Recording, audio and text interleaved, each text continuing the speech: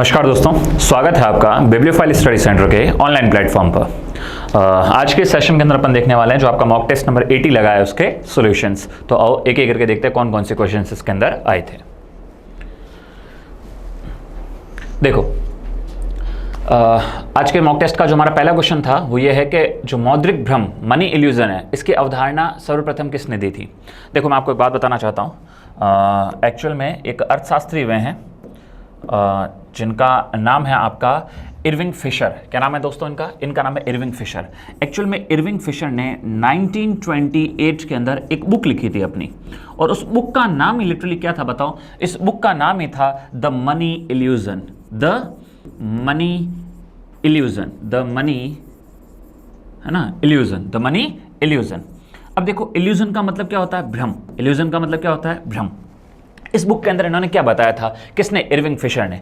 Irving Fisher ने यह बताया था क्या कि लोग क्या करते हैं, पैसों को, है ना, पैसों की ओनली नॉमिनल वैल्यू देखते हैं, जबकि उसकी वो रियल परचेजिंग वैल्यू नहीं देखते हैं। वो उसी की नॉमिनल वैल्यू के भ्रम में पड़े रहते हैं। अब हो सकता है किसी को ये समझ में ना आ रहा हो कि ये नॉमिनल वैल्यू मैं क्या बोल रहा हूँ, थोड़ा समझने की कोशिश करो मैं कहना क्या चाह रहा हूँ। देखो, इरविंग फिशर ने मैं बताया, जैसे समझने की कोशिश करो। जैसे मेरी जेब के अंदर 100 रुपये का नोट है। कितने रुपए का नोट है? 100 रुपये का। पता चला मैं आज इससे, है ना, 2 किलो टमाटर खरीद के लेके आ रहा हूँ। कितने किलो बताओ? 2 केजी टमाटर खरीद के ले आ रहा हूँ। इसका मतलब टमाटर का भी पर केजी का रेट क्या है? 50 रुपये। कितना है? 50 रुपये पर केजी है। लेकिन पता चला क्या? पता चला थोड़े दिनों बाद यही टमाटर 75 रुपए पर केजी के हिसाब से बिक रहा है। तो अब मैं उसी 100 रुपए के अंदर बताओ क्या 2 किलो टमाटर खरीद के ला पाऊंगा? नहीं। अब केवल कितना खरीद ला पाऊंगा? 1.5 किलो।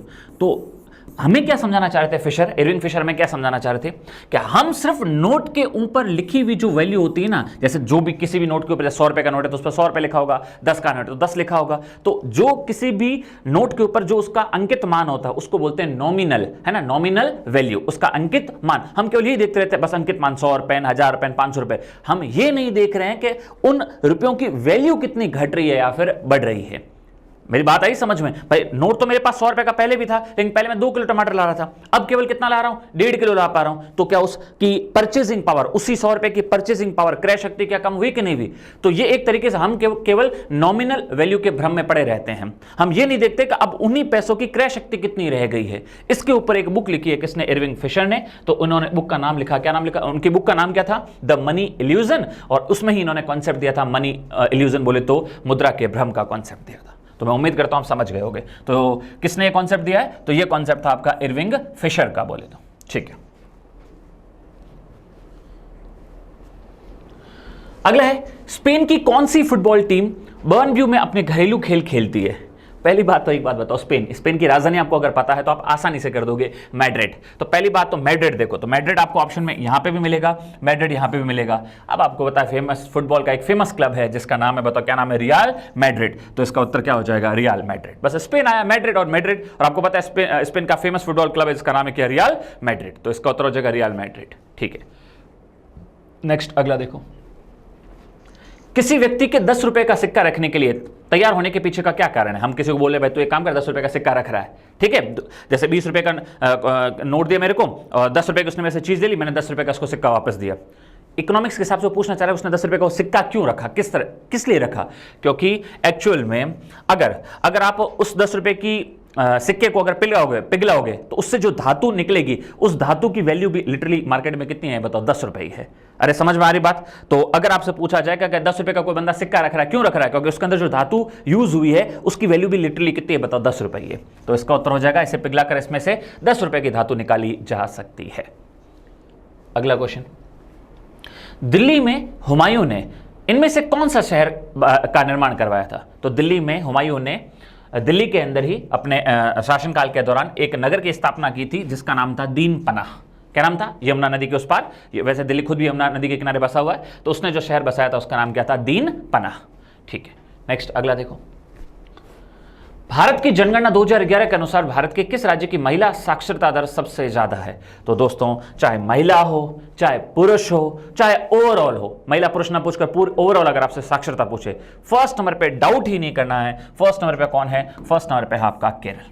कौन है दोस्तों? फर्स्ट नंबर पे अगर आपसे पूछे तो कौन है आपका? केरल। और केरल में अगर महिलाओं की साक्षरता दर पूछे तो वो है लगभग 92.07% के आसपास। ओवरऑल पूछा तो लगभग 94% है, महिलाओं की कितनी 92.07%। तो लिटरेसी रेट में केरल से आगे और कोई है भी नहीं वैसे भी। और केंद्र शासित प्रदेशों में सबसे ज्यादा लिटरेसी रेट किसकी है, तो वो है लक्षद्वीप की। केरल के बाद वैसे नंबर किसका आता है, लक्षद्वीप का आता है। और राज्यों में केरल के बाद नंबर आता है साक्षरता दर में किसका, मिजोरम का आता है। तो मैं उम्मीद करता हूं आप समझ गए होंगे।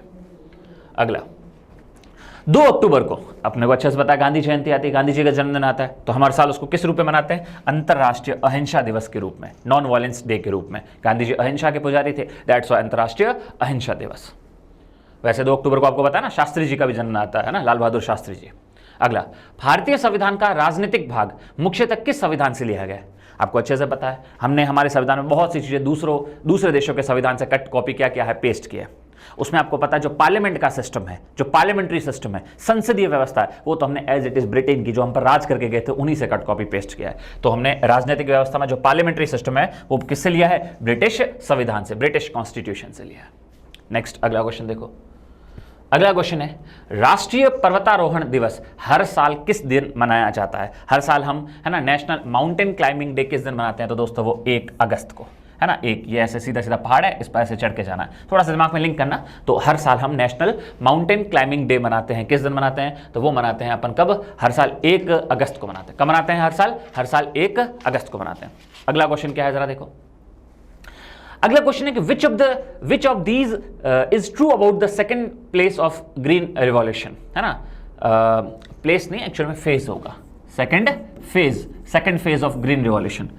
इनमें से कौन सा कथन है जो हरित क्रांति के दूसरे चरण से संबंधित है। तो हरित क्रांति का जो आपको पता फर्स्ट हरित क्रांति जो है वो कब आई है, लगभग वो अपने को पता है लगभग आई है 1967 के आसपास, 1966-67 के आसपास। जो प्रथम चरण अपन मेनली देखते हैं कहां पर देखने को मिलता है, तो पंजाब। और कहां देखने को मिलता है, प्रथम चरण की बात बता रहा हूं, तो पंजाब। और कहां पर देखने को मिलता है, उत्तर प्रदेश में। ज्यादातर किस चीज की खेती, तो वीट बोले तो गेहूं, और धान बोले तो किसकी, राइस बोले तो चावल की खेती। ठीक है, कौन से बीजों का इस्तेमाल किया गया था, HYV। और हमारे भारत में हरित क्रांति का जनक किसको कहते हैं, तो MS किसको, स्वामीनाथन को कहते हैं भारत में हरित क्रांति का जनक। ये सब हरित क्रांति के पहले चरण की बात है। फिर पूछा है हरित क्रांति का सेकंड फेज कब से शुरू माना जाता है, तो ये मिड आपका क्या कहते हैं 70s और मिड 80s में। ठीक है, मिड 70s और मिड 80s में एक्चुअल में माना जाता है हरित क्रांति का दूसरा चरण। तो it cover the period of the 1980s। इनमें से 1980 सेकंड चरण में 1980 के दशक की अवधि शामिल की गई। हाँ बिल्कुल, ये बात एकदम सही है। तो बोला हरित क्रांति के दूसरे चरण के संबंध में इनमें से कौन सा कथन सही है, यही कथन सही है। हालांकि एक बार बाकी वालों को एक बार देख लेते हैं। इसे सिंचाई सुविधा वाले क्षेत्रों में शुरू किया गया था, नहीं ऐसा कोई जरूरी नहीं है। जहां पर इतना अच्छा सिंचाई के सोर्स नहीं थे वहां पर भी धीरे धीरे हरित क्रांति को सेकंड फेज में शुरू किया गया था। इनमें 1960 और 70 के दशक की अवधि शामिल की गई, नहीं 60 और 70 में तो कौन सी आपकी फर्स्ट फेज है ग्रीन रिवॉल्यूशन का। इसमें पंजाब और उत्तर प्रदेश के क्षेत्रों में शुरू किया गया था, नहीं पंजाब और उत्तर प्रदेश के क्षेत्रों में प्रथम चरण में हरित क्रांति शुरू हुई थी। सेकंड चरण में तो फिर ये आपका इधर बिहार, झारखंड, वेस्ट बंगाल, छत्तीसगढ़ यहाँ पे भी शुरू हो गई थी। तो स्टेटमेंट नंबर फर्स्ट आपका एकदम सही है। याद रखना, पूछे तो हरित क्रांति का दूसरा चरण कब से शुरू हुआ है, तो 1970 और 1980 के मध्य के दशक में, mid of 1970s and 1980s, ध्यान रखना। और दूसरा फिर इसको शुरू कहां किया, सेकंड चरण में। तो सेकंड चरण में अब आपका उत्तर प्रदेश कौन सा, पूर्व वाला जो बिहार के लगता है वो वाला उत्तर प्रदेश का हिस्सा। बाकी बिहार है, झारखंड है, छत्तीसगढ़ है, वेस्ट बंगाल है, यहां पर दूसरे चरण के अंदर हरित क्रांति हुई है आपकी। नेक्स्ट अगला, आणविक सूत्र जो आपका मॉलिक्यूलर फॉर्मूला है C3H4O, ये किसका है इनमें से, है ना। तो अगर आपको पूछा जाए किसका है, तो नाम ये बताओ। इसको एक्रिलेट एस्टर के रूप में भी जाना जाता है। तो एक्रिलेट एस्टर है तो फिर याद रखना, बताओ वो कौन है, आपका एक्रोलीन है। आपको बोले सर ये एक्रोलीन क्या होता है, एक्रोलीन का जनरली इस्तेमाल होता है कीटनाशी दवाइयां बनाने में, या इंग्लिश में बोलो तो पेस्टिसाइड्स है, इंसेक्टिसाइड्स है, या खरपतवार फसलों में जो अपन डालते हैं ना, तो उसके लिए इस्तेमाल किया जाता है किसका, एक्रोलीन का। और एक्रोलीन का फॉर्मूला क्या होता है, जो मॉलिक्यूलर फॉर्मूला होता है वो होता है C3H4 और आपका O। ठीक है, नेक्स्ट अगला क्वेश्चन देखो।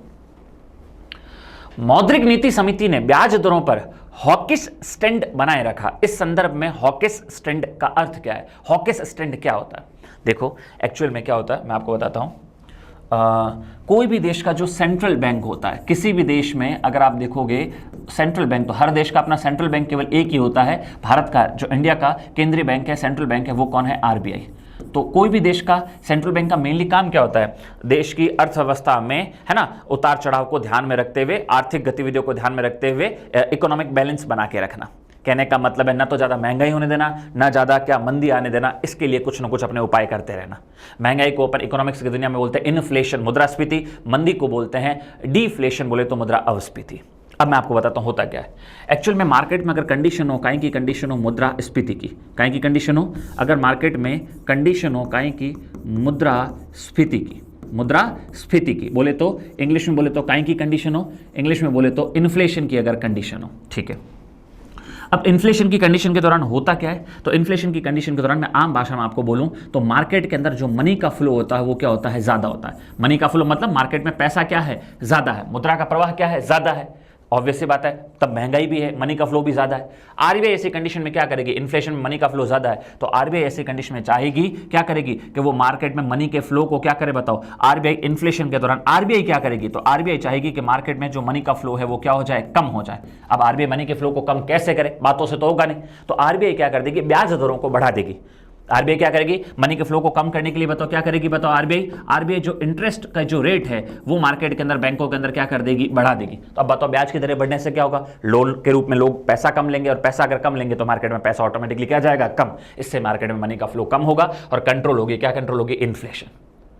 तो आरबीआई का इस तरीके से इन्फ्लेशन को कम करने के लिए क्या करना, मार्केट में बैंकों में ब्याज की दरों को क्या कर देना, बढ़ा देना। आरबीआई के इस कदम को ही बोलते हैं हॉकिस स्टैंड। हॉकिस नाम के अर्थशास्त्री ने ये कॉन्सेप्ट हमें समझाया था, दैट्स व्हाई इसको बोल देते हैं हॉकिस स्टैंड। तो अब आप एक बात बताओ मेरे को, क्या कि मौद्रिक नीति समिति ने ब्याज दरों पर हॉकिस स्टैंड बनाए रखा। हॉकिस स्टैंड का मतलब क्या होता है, तो हॉकिस स्टैंड के तहत क्या होता है, हॉकिस स्टैंड के तहत इन्फ्लेशन को कंट्रोल किया जाता है। कैसे, ब्याज दरों को बढ़ाकर। तो ब्याज दरों में क्या की गई, वृद्धि की गई। बोले तो इंग्लिश में बोले तो क्या, इंग्लिश में बोले तो ब्याज दरों में वृद्धि हिंदी में, और इंग्लिश में बोले तो इंटरेस्ट रेट है वह क्या होगी, आपकी इंक्रीज्ड। उम्मीद करता हूं समझ गए होगे क्या और क्या कहानी नहीं है। नेक्स्ट अगला देखो, अगला क्वेश्चन है 2022 में IWF में स्वर्ण पदक, बोले तो गोल्ड मेडल जीतने वाले भारत के पहले भारोत्तोलक गुरु नायडू सेनापति का संबंध किस राज्य से है। भारोत्तोलक मतलब वेट लिफ्टर, आपने देखा होगा ना, आते हैं ना वीडियोज वगैरह इस तरह से, है ना, वेट को करते हैं, क्या करते हैं बताओ, लिफ्ट करते हैं। इसमें आपने देखा होगा क्या कि कोई 100 किलो उठा रहा है, कोई 200 किलो उठा रहा है, 150 किलो उठा रहा है, कोई 180 किलो उठा रहा है। तो वो जो प्लेयर होते हैं उनको क्या बोलते हैं हिंदी में, भारोत्तोलक, और इंग्लिश में बोलते हैं बताओ क्या बोलते हैं, वेट लिफ्टर। तो भारत के एक बहुत ही फेमस वेट लिफ्टर है जिनका नाम है गुरु नायडू सेनापति, जिन्होंने हाल ही में IWF, हाल ही का तो मतलब क्या बोलूं, 2022 में IWF के अंदर क्या जीता था, गोल्ड मेडल जीता था। तो अगर आपसे पूछा जाए वो गुरु नायडू सेनापति भारत के किस राज्य से अगर अपना पूछे, अगर संबंध रखते हैं तो अपने को याद होना चाहिए उनका संबंध है किससे, आंध्र प्रदेश से। किससे संबंध है उनका संबंध है आंध्र प्रदेश से। ठीक है, अगला, इसरो अपने 55वें स्थापना दिवस पर, वैसे इसरो की स्थापना हुई कब थी अगर आपसे पूछा जाए, तो ISRO Indian space research organization की स्थापना 15 अगस्त 1969 को हुई थी। 15 अगस्त 1969 को। हेडक्वार्टर कहाँ है इसका, तो हेडक्वार्टर है इसरो का बेंगलुरु में। कहाँ पर है, बेंगलुरु में इसका क्या है, हेडक्वार्टर है। ठीक है, तो इसरो ने अपने 55वें स्थापना दिवस कब, 15 अगस्त 2024 को एक रॉकेट को लॉन्च करने की बात कही थी। उस रॉकेट का नाम है, रॉकेट मतलब एक सैटेलाइट को लॉन्च करने की बात की गई थी। उस सैटेलाइट का नाम है EOS-08। EOS-08 देखो होता है क्या, पहले समझने की कोशिश करो। कोई भी जब अपन चीज छोड़ते हैं तो जिसको छोड़ा जाता है वो ऊपर की तरफ, ये तो क्या होती है, सैटेलाइट। जिससे छोड़े, अपने आप थोड़ी वहां पर जाएगी, एक गाड़ी की सहायता से, एक रॉकेट की सहायता से वहां पर छोड़ के आया जाएगा ना सैटेलाइट को। तो जिसकी सहायता से, जिस वाहन की सहायता से छोड़ा जाता है उसको बोलते हैं लॉन्चिंग व्हीकल। क्या बोलते हैं उसको बोलते हैं लॉन्चिंग व्हीकल। ठीक है, और जिस जगह से इनको छोड़ा जाता है उसको, उस जगह को बोलते हैं, क्या बोलते हैं, उस जगह को बोलते हैं लॉन्चिंग स्टेशन। तो जनरली ये 3 चीजें अपने को दिमाग में रखनी होती है। लॉन्चिंग आपका क्या हो जाएगा, लॉन्चिंग स्टेशन। तो एक तो क्या होता है, जिसको छोड़ा जाता है वो तो कौन होता है, सैटेलाइट। जिससे छोड़ा जाता है वो कौन होता है, लॉन्चिंग व्हीकल। और जहां से छोड़ा जाता है वो क्या होता है, लॉन्चिंग स्टेशन। जैसे श्रीहरिकोटा वगैरह क्या है, आपका लॉन्चिंग स्टेशन है। अब देखो हमारे यहां पर, देखो अब एक बात बताओ, अगर आपको 2 जनों को जाना है तो अब इस बात ऑटो करके जाओगे, 3-4 जने जा रहे हो तो कार लेके जा रहे हो, 20-25 जने जा रहे हो तो मिनी बस लेके जा रहे हो, 50 जने जा रहे हो तो बस लेके जा रहे हो। तो डिपेंड करता है ना कितने जनों को आप छोड़ के आ रहे हो, उसके लिए गाड़ी चाहिए। तो हमारे यहां पर गाड़ियां भी तरह तरह की होती है। जैसे एक होती है SSLV। देखो LV का मतलब क्या है, लॉन्चिंग व्हीकल। इस S का मतलब क्या है, सैटेलाइट, और आगे वाले S का मतलब क्या है, स्मॉल सैटेलाइट लॉन्चिंग व्हीकल। एकदम हल्के हल्के उपग्रहों को ले जाने के लिए जो गाड़ी इस्तेमाल की जाती है, जो रॉकेट इस्तेमाल किया जाता है, वो होता है SSLV, small satellite launching vehicle. उससे थोड़े ठीक ठाक बड़े वालों को छोड़ के आना एक्यूरेट जगहों पे, तो उसका नाम होता है PSLV, polar satellite launching vehicle. और भी बड़े बड़े भारी भारी को ले जाना है, सैटेलाइट को छोड़ के आना है ऊपर, तो उसका नाम होता है GSLV, जियोसिंक्रोनस, है ना, जियोसिंक्रोनस ऑर्बिट के अंदर सैटेलाइट या जियो स्टेशनरी सैटेलाइट लॉन्चिंग व्हीकल। तो ये वो 3 तरह के बेसिकली मैंने आपको बताया रॉकेट है।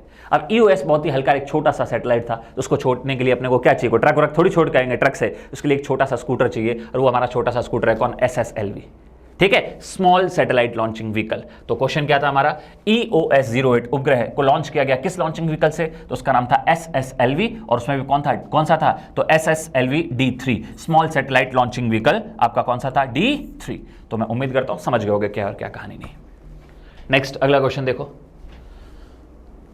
अगला क्वेश्चन है, भारत में किस संस्था ने स्वयं सहायता समूह के सभी सदस्यों के डिजिटलीकरण के लिए प्रोजेक्ट ई शक्ति लॉन्च किया? तो स्वयं सहायता समूह वगैरह इन सब के लिए आपको पता है, ज्यादातर बैंक जो पैसा वगैरह देता है वो बैंक ही कौन सा, नाबार्ड। तो आगे कुछ देखने की जरूरत ही नहीं थी। नाबार्ड जानते हो ना आप लोग, नाबार्ड फुल फॉर्म क्या होती है बताओ, तो नाबार्ड की फुल फॉर्म है नेशनल, NA का मतलब नेशनल बैंक, किसके लिए, for agriculture and rural development. NABARD की स्थापना कब हुई थी, तो नाबार्ड की स्थापना हुई थी 12 जुलाई 1982 को, छठी पंचवर्षीय योजना के दौरान।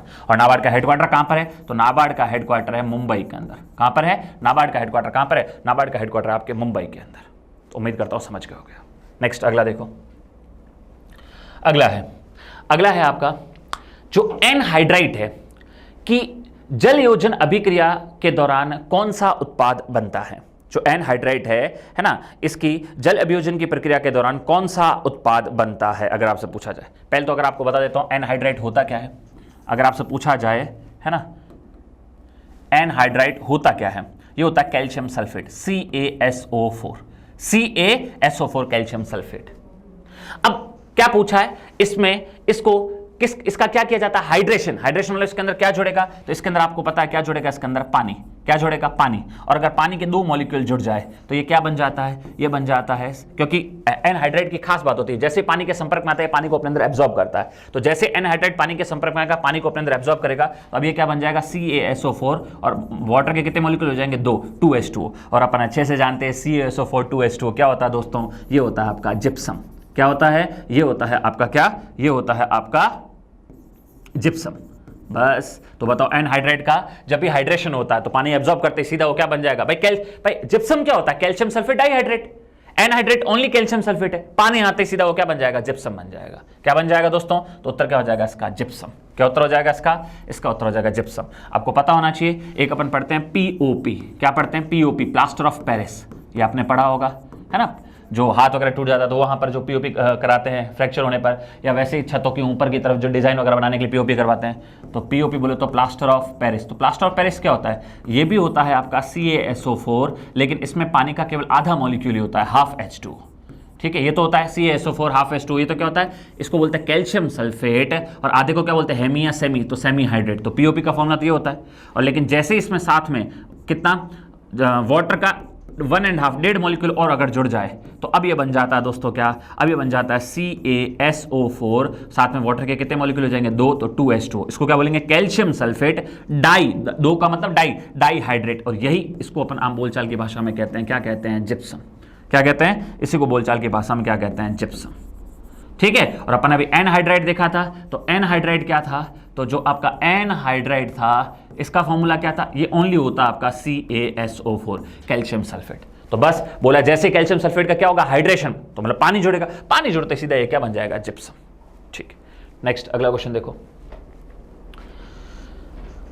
इनमें से कौन सा एक रोग है जो संक्रमित मादा फ्लोबोटामाइन मक्खी के काटने से फैलता है, जिसमें अनियमित ज्वर, वजन का घटना, प्लीहान, प्लीहा, ठीक है, यकृत के आकार में वृद्धि, लीवर आपका बढ़ने लग जाता है, ऐसे लक्षण दिखाई देता है। अरे कहने का मतलब बोलना क्या चाह रहा है कि इन चारों में से आपको उस डिजीज का नाम बताना है जो डिजीज होती है किससे, फीमेल फ्लोबोटामाइन मक्खी के काटने से होती है, जिससे सिम्टम क्या देखने को मिलते हैं, तो आपका अनियमित ज्वर मतलब डेली इरेगुलर तरीके से बुखार आने लगता है, शरीर का वजन घट रहा है आपका, और स्प्लीन, है ना, और लीवर की साइज में क्या हो रही है बताओ, वृद्धि हो रही है, इंक्रीज हो रही है। तो इस बीमारी का नाम क्या अगर आपसे पूछा जाए, तो आपने साइंस में आपके सर ने आपको जरूर पढ़ाया होगा डिजीज जिसमें मक्खी से होने वाले रोग, तो मक्खियों से इसमें एक काली मक्खी ब्लैक फ्लाई से होने वाले रोग, एक आपका सीसी मक्खी से होने वाले रोग, या बालू मक्खी से होने वाले रोग, एक ब्लैक फ्लाई काली मक्खी से होने वाले रोग, तो ऐसे आपको जरूर पढ़ाया होगा।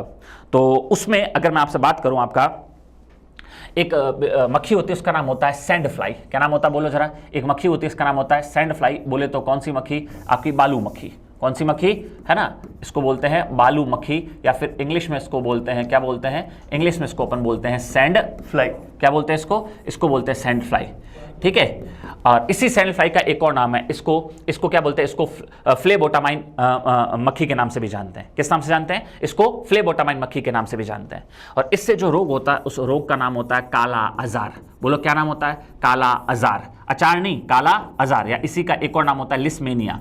इसी रोग का एक और नाम भी होता है, इसी रोग को लिस्मेनिया के नाम से भी जाना जाता है। लिस्मेनिया के नाम से भी जाना जाता है। तो यही हमसे पूछ रहा था कि बालू मक्खी या फ्लीबोटामाइन, आपका फ्लीबोटामाइन मक्खी से कौन सा रोग होता है? तो काला आजार। लेकिन काला आजार इस बार नाम ना देकर हमसे पूछ लिया इसका दूसरा नाम कौन सा? लिस्मेनिया। तो वो लिस्मेनिया रोग होता है। तो लिस्मेनिया ऑप्शन में कौन सा आपका ये है? तो इसका ऑप्शन आपका हो जाएगा कौन सा? ऑप्शन नंबर आपका बी। ऑप्शन नंबर कौन सा जगह? बी। फिर बोल रहा हूं, बालू मक्खी जिसको सैंड फ्लाई बोलते हैं, इसी का एक और नाम है फ्लेबोटामाइन मक्खी। इससे जो रोग होता है उस रोग का नाम होता है काला आजार। इसमें होता क्या, मैंने आपको बता दिया, बुखार आता है, आपका शरीर का वजन घटता है, शरीर के अंदर स्प्लीन और जो लीवर है उसकी साइज में वृद्धि होने लगती है। ठीक है, इसी बीमारी को अपन बोलते हैं काला आजार, या फिर इसी का एक और नाम है लिस्मेनिया। ठीक है, तो हमसे पूछा था इस बालू मक्खी से होने वाला रोग कौन सा है? तो उस रोग का नाम है लिस्मेनिया। नेक्स्ट अगला देखो, वो ब्राह्मण पुजारी कौन थे जिन्हें बाद में रामकृष्ण परमहंस के नाम से जाना गया? तो दोस्तों एक्चुअल में एक पुजारी थे कलकत्ता के अंदर दक्षिणेश्वर, कलकत्ता के अंदर दक्षिणेश्वर में काली माता मंदिर के एक पुजारी थे। कहां पर? कलकत्ता के अंदर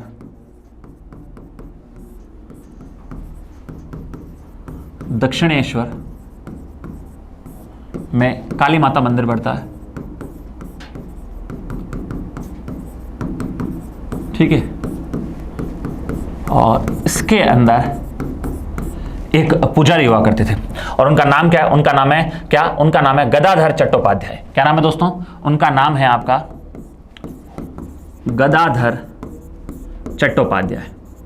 चट्टोपाध्याय। ठीक है, और ये जो पुजारी थे, यही पुजारी आगे चलकर कहलाते हैं, किस नाम से जाने जाते हैं? रामकृष्ण परमहंस के नाम से। किसके नाम से? रामकृष्ण परमहंस के नाम से ये जाने जाते हैं। और इनके एक शिष्य होते हैं, इनके एक शिष्य होते हैं जिनके बचपन का नाम तो था दोस्तों नरेंद्र। क्या नाम था? नरेंद्र। लेकिन आगे चलकर ये कहलाते हैं आपके स्वामी विवेकानंद के नाम से। स्वामी विवेकानंद के नाम से ये जाने जाते हैं। ठीक है, तो स्वामी विवेकानंद के गुरु हुआ करते थे कौन? तो वो थे रामकृष्ण परमहंस। इनका वास्तविक नाम था गदाधर चट्टोपाध्याय, जो कलकत्ता के दक्षिणेश्वर में काली माता मंदिर के क्या थे? पुजारी थे। और इन्हीं के नाम से स्वामी विवेकानंद ने, आपको पता हो तो 1897 में रामकृष्ण मिशन की स्थापना की थी। कौन से मिशन की स्थापना की थी? रामकृष्ण मिशन की क्या की थी बताओ? रामकृष्ण मिशन की स्थापना की थी। किसने? स्वामी विवेकानंद ने अपने गुरु के नाम पर, अपने गुरु के नाम पर रामकृष्ण मिशन की स्थापना कब की? 1897 में। जिसमें लोगों को ज़्यादा से ज़्यादा आध्यात्म की ओर जोड़ना, लोगों के अंदर पूरे विश्व में जन कल्याण की भावना को पैदा करना, इन सब बातों के उद्देश्य को लेकर स्वामी विवेकानंद ने एक इंस्टीट्यूट की स्थापना की थी जिसका नाम था रामकृष्ण मिशन। और इसकी स्थापना उन्होंने 1897 में अपने गुरु है ना गदाधर चट्टोपाध्याय, जिनको आगे रामकृष्ण परमहंस के नाम से जाना गया, उनके नाम से इसकी स्थापना की। क्लियर है? तो मैं उम्मीद करता हूं इसमें आपको 1% भी कोई दिक्कत होनी नहीं चाहिए। चलो ठीक है, नेक्स्ट आगे देखो। अब इसके बाद बात करें, अगला क्वेश्चन है आपका क्या कि जो रविशंकर, इनमें से किस वाद्य यंत्र के लिए फेमस है? कितनी बार ये क्वेश्चन आ चुका है। रविशंकर जी जाने जाते हैं किसके लिए दोस्तों? रविशंकर जी जाने जाते हैं सितार के लिए। किसके लिए? सितार बजाते हैं। और आपको ये और बता दूं, बहुत बार एग्जाम पूछा गया है, रविशंकर जी को भारत का हाईएस्ट जो नागरिक सम्मान है, सिविलियन अवार्ड है, कौन सा? भारत रत्न। इनको 1999 में 3 लोगों को मिला था, उसमें से एक ये भी है ना। तो रविशंकर को 1999 में सितार वादन के जो फेमस जाने जाते हैं, उनको 1999 में भारत का हाईएस्ट सिविलियन अवार्ड, भारत का सर्वोच्च नागरिक सम्मान भारत रत्न दिया गया था। तो कभी पूछे रविशंकर जी को भारत रत्न कब दिया गया था? 1999 में। रविशंकर जी का संबंध किससे है? तो इनका संबंध है किससे? सितार से। किससे है? इनका संबंध है किससे? सितार से। नेक्स्ट, चाली, झूमरा और नादुभंगी, ये सब किस भारतीय शास्त्रीय नृत्य की शैली से संबंध है? इन सब का संबंध भारत की किस शास्त्रीय नृत्य की शैली से है? तो इन सब का संबंध दोस्तों किससे है? इनका संबंध सत्रिया से है। किससे है? सत्रिया। सत्रिया जो डांस होता है, जिसके फेमस मैंने आपको बताया था शंकर देव जी और शौकिया जी, और ये सब इसके पायनियर माने जाते हैं सत्रिया डांस के। सत्रिया डांस का संबंध कौन से राज्य से? इसका संबंध कई बार मैं आपको बता चुका हूँ असम राज्य से है, ठीक है। और उसमें अलग अलग डांस की शैली होती है, उसमें से कुछ एक का नाम यहाँ पे दे रखा है चाली, झुमरा, नादू, ठीक है। तो चाली, झुमरा और नादू भंगी इन सबका संबंध सत्रिया डांस है, ठीक है। और आपको पता है क्लासिकल डांस है कितने, 8। नेक्स्ट अगला, भारतीय राष्ट्रीय कांग्रेस की स्थापना किस वर्ष हुई? बहुत इजी सा क्वेश्चन है, सबको पता है कब, 1885 में, 1885 में। फाउंडर कौन थे, संस्थापक कौन थे अगर आपसे पूछा जाए, है ना, फाउंडर कौन थे? तो हम जानते हैं एक अंग्रेज रिटायर्ड अधिकारी थे जिनका नाम था A.O. Hume, A.O. ह्यूम, ठीक है। लेकिन कांग्रेस का जो फर्स्ट अधिवेशन हुआ था, कांग्रेस का जो फर्स्ट अधिवेशन हुआ था, है ना, कांग्रेस का जो फर्स्ट अधिवेशन हुआ था वो हुआ कहाँ था अगर आपसे पूछा जाए तो वो हुआ था आपके बॉम्बे के अंदर। कहाँ पे हुआ था दोस्तों? कांग्रेस का फर्स्ट अधिवेशन कहाँ पे हुआ था? बॉम्बे में। स्थापना हालांकि पुणे के अंदर होनी थी, लेकिन कुछ अकाल वकाल और कुछ वहाँ पर संक्रामक बीमारियों के फैलने के कारण फिर इसको चेंज करके और स्थापना की गई कहाँ पे? बॉम्बे में, और यहीं इसका पहला अधिवेशन हुआ। और संस्थापक कौन थे इसके? A.O. ह्यूम। स्थापना हुई कब? 1885 में। नेक्स्ट अगला देखो, ठीक है। और अगर पूछा जाए पहले अधिवेशन के अध्यक्ष कौन थे, अगर ये भी बोलना चाहो तो ये भी बोल देना, पहला अधिवेशन का अध्यक्ष कौन थे? तो वो थे W.C. बैनर्जी, W.C. बैनर्जी। और A.O. ह्यूम के पास कौन सी पोस्ट थी? ये कांग्रेस के महासचिव बने, जनरल सेक्रेटरी बने थे, जनरल सेक्रेटरी। महासचिव को इंग्लिश में क्या बोलते हैं? General secretary. नेक्स्ट अगला देखो, भारतीय सेना ने हाल ही में लद्दाख के अंदर कौन सा अभ्यास किया है? क्या भारतीय सेना ने हाल ही के अंदर अगर पूछा जाए कौन सा अभ्यास किया है तो वो क्या है? पर्वत प्रहार। कौन सा? पर्वत प्रहार। अभी हाल ही में अगस्त 2024 के अंदर ही इंडियन आर्मी ने एक मिलिट्री एक्सरसाइज की है चाइना बॉर्डर के पास में। क्या नाम है उसका? पर्वत प्रवाह। और एक रिसेंट में आपको करंट एक्सरसाइज बता देता हूँ, अभी हुई है सितंबर के अंदर, सितंबर 2024 के अंदर, अभी ही पिछले महीने ही हुई है, सितंबर 2024 के अंदर, ठीक है। इसका नाम है अल नजाह। क्या नाम है? अल नजाह, अल नजाह। और ये किसकी एक्सरसाइज है? ये भारत की इंडियन आर्मी, इंडिया और दूसरा देश है ओमान, इन दो देशों के बीच में होने वाली एक मिलिट्री एक्सरसाइज है, एक मिलिट्री एक्सरसाइज है। क्या नाम है इसका? अल नज़ा। याद रखना, इस बार सितंबर 2024 में इसका कौन सा एडिशन हुआ है? 5th addition. और ये एक्सरसाइज हुई कहां पर अगर पूछा जाए? हुई कहां है? ओमान के अंदर। अभी हाल ही में सितंबर में ओमान के अंदर अल नज़ा एक्सरसाइज हुई है। तो एग्जाम में क्वेश्चन आ सकता है अल नज़ा एक्सरसाइज का संबंध कौन से दो देशों से? तो इंडिया और किसका है? ओमान का संबंध है इससे, ठीक है। नेक्स्ट अगला क्वेश्चन, सुतापा तालुकदार किस भारतीय शास्त्रीय नृत्य शैली से संबंधित हैं? सुतापा तालुकदार का संबंध भारत के किस शास्त्रीय नृत्य से? तो इनका संबंध दोस्तों भारत के जिस शास्त्रीय नृत्य से उस नृत्य का नाम है ओडिसी। क्या नाम है? ओडिसी। ओडिसी से इसका संबंध। 8 शास्त्रीय नृत्य है ना, उसमें से ओडिसी से इनका संबंध। मोहिनीअट्टम आपको पता कहाँ का है? मोहिनीअट्टम है केरल का, ठीक है। भरतनाट्यम कहाँ का है? तमिलनाडु का, ठीक है। और कुचिपुड़ी कहाँ का है? आंध्र प्रदेश का। कहाँ का है? कुचिपुड़ी कहाँ का है? आंध्र प्रदेश का, ठीक। नेक्स्ट, तो अपने से क्वेश्चन था सुतापा तालुकदार, इनका संबंध किससे है? तो ओडिसी से। ओडिसी कहाँ का है? उड़ीसा का। नेक्स्ट, डैश इसमें से राज्य के पूर्व मुख्यमंत्री जिनका नाम था बुद्धादेव भट्टाचार्य, उनका हाल ही में 80 वर्ष की आयु में निधन हुआ। तो बुद्धादेव भट्टाचार्य कहाँ के मुख्यमंत्री थे? तो दोस्तों बुद्धादेव भट्टाचार्य का संबंध किससे था? पश्चिम बंगाल से। किससे संबंध था? इनका संबंध दोस्तों पश्चिम बंगाल से था। अगला, भारतीय संविधान का अनुच्छेद 22 निम्नलिखित में से किससे संबंधित है? तो उसका संबंध है दोस्तों निवारक निरोध अधिनियम, है ना। इंग्लिश में बोले तो prevention against arrest and detention in certain cases. मतलब कुछ एक कंडीशन को छोड़कर, है ना, कुछ एक कंडीशन को छोड़कर अगर आपको गिरफ्तार किया है तो 24 घंटे के अंदर अंदर न्यायालय के सामने पेश किया जाएगा, ये सारी चीज़ें। लेकिन कुछ कंडीशन के अंदर आपको ये छूट नहीं मिलती है। जैसे अगर आप शत्रु देश के नागरिक हो तो फिर आप बोलो कि नहीं मेरे को पहले कोर्ट के सामने पेश करिए, नहीं तो पहले हो सकता है आपको कुछ समय तक जांच एजेंसीज की निगरानी में भी रखा जा सकता है। ये सारी चीज़ें हैं।